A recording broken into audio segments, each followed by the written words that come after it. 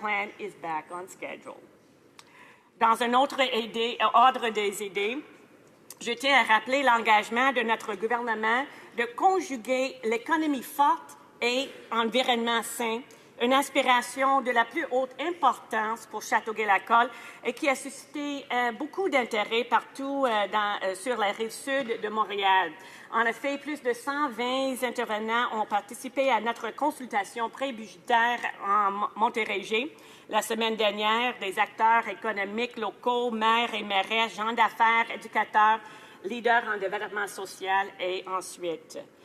Les gens sont d'ailleurs quasi unanimes concernant l'information que le développement économique doit être effectué dans le respect de l'environnement. Pas seulement parce que nous souhaitons un environnement sain pour nous et nos familles, mais aussi parce que le vrai Canada est maintenant de retour sur la scène internationale.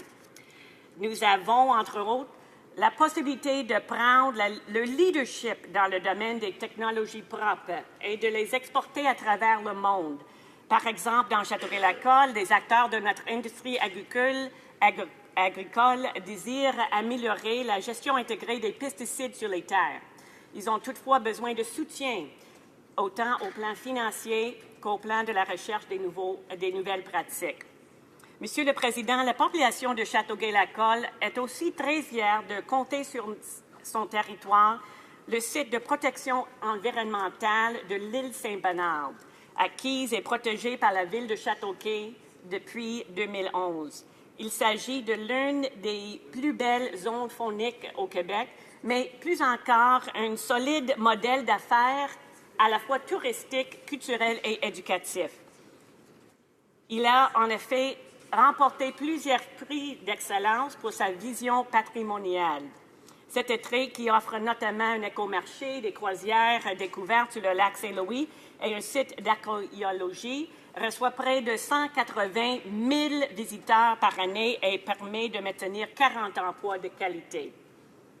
Par contre, il y a aussi dans notre comté un grave exemple de désastre environnemental, le cas des lagunes de la région de Mercier et de Sainte-Martine.